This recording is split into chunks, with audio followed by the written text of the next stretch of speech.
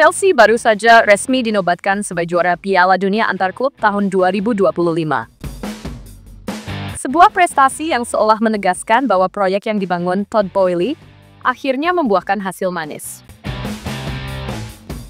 Boehly seakan membuktikan bahwa kecintaannya kepada Chelsea tak kalah dalam dari Roman Abramovich, sang owner legendaris sebelumnya. Di awal kedatangannya, Todd Boehly dan kolega dihujat habis-habisan. Dicaci maki, diolok, disindir, dan bahkan ditertawakan karena strategi pembangunan klub yang dianggap kacau balau. Tapi sekarang, semua mata mulai terbuka. Ternyata, langkah Boehly tidak sia-sia. Goalnesia Update kali ini akan membongkar bagaimana strategi jangka panjang Todd Boehly mengubah Chelsea dari tim kacau jadi juara dunia. Simak selengkapnya.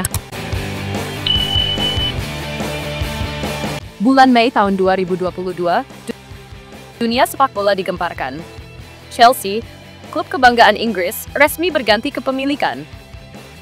Roman Abramovich melepas klub yang ia rawat selama 19 tahun kepada Todd Boehly, seorang pebisnis asal Amerika Serikat. Mahar akuisisinya fantastis.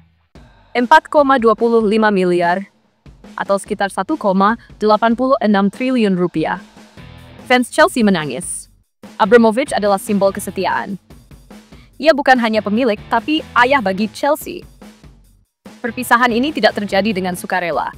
Konflik Rusia dan Ukraina memaksa pemerintah Inggris membekukan aset para oligarki Rusia. Abramovich pun harus merelakan aset tercintanya, Chelsea. Namun sayangnya, banyak fans tak tahu siapa Todd Boehly. Label owner Amerika membuat Boehly langsung dicap negatif. Pengalaman pahit fans klub lain yang rusak di tangan owner asal Amerika Serikat membuat fans Chelsea ketakutan. Mereka takut Boehly hanya mengincar keuntungan finansial, bukan prestasi. Dan ketakutan itu jadi kenyataan. Bulan September tahun 2022, Thomas Tuchel dipecat hanya beberapa hari usai kalah dari Dinamo Zagreb di laga pembuka Liga Champions. Chelsea terpuruk. Fans belum selesai bersedih atas kepergian Abramovich. Kini mereka harus kehilangan Tuchel, sang pahlawan Liga Champions. Chelsea kemudian menunjuk Graham Potter, pelatih muda dari Brighton Hove Albion. Padahal nama-nama besar seperti Zinedine Zidane, Joachim Low, hingga Marcelo Bielsa tersedia. Tapi manajemen memilih Potter. Hasilnya, kacau. Potter hanya mampu membawa Chelsea meraih rata-rata 1,42 poin dari 31 laga. Chelsea merosot hingga keluar dari 10 besar klasemen Liga Inggris. Frank Lampard bahkan sempat dipanggil kembali, tapi hasilnya nihil. Chelsea menutup musim di posisi ke-12, pencapaian paling buruk sejak era Abramovich. Kekacauan ini bukan tanpa sebab. Gaya Todd Boehly benar-benar bertolak belakang dari Abramovich. Jika Abramovich membeli nama besar, Boehly membeli potensi. Ia berani berjudi. Chelsea mendatangkan banyak pemain muda mahal. Bahkan sempat ada lebih dari 40 pemain di skuad utama. Pelatih pun sama. Bukan nama besar, tapi sosok dengan potensi seperti Graham Potter dan Enzo Maresca. Enzo Maresca datang tanpa pengalaman melatih klub Premier League. Banyak yang mempertanyakan langkah ini, tapi Boehly tetap percaya. Dan akhirnya, musim 2024 hingga 2025, dunia melihat hasil dari semua perjudian itu.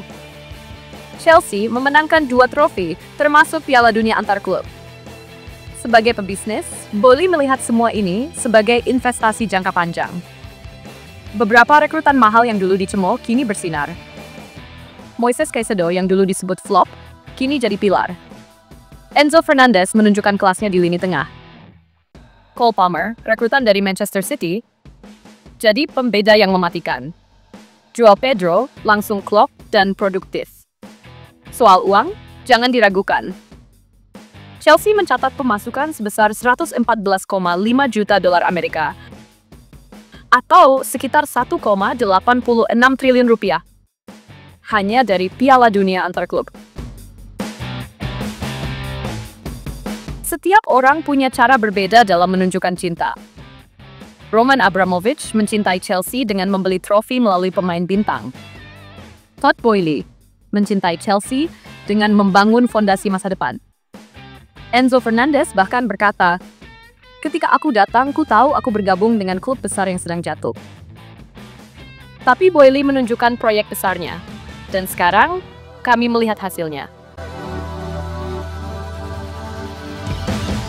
Dulu, Abramovich butuh 2 tahun untuk mempersembahkan gelar pertamanya. Todd Boehly butuh 3 tahun, tapi hasilnya kini lebih mengarah pada proyek berkelanjutan. Bukan tak mungkin, Boehly bisa membentuk dinasti baru di Chelsea, bahkan melampaui masa kejayaan 19 tahun Abramovich. Jadi bagaimana menurut kalian, football lovers? Apakah Todd Boehly bisa jadi Abramovich kedua bagi Chelsea? Atau bahkan melampaui sang legenda Stamford Bridge? Tulis pendapat kalian di kolom komentar. Terima kasih sudah menyaksikan Goalnesia Update. Jangan lupa like, subscribe, dan nyalakan lonceng notifikasi agar tidak ketinggalan berita-berita terkeren dari dunia sepak bola. Sampai jumpa di episode berikutnya.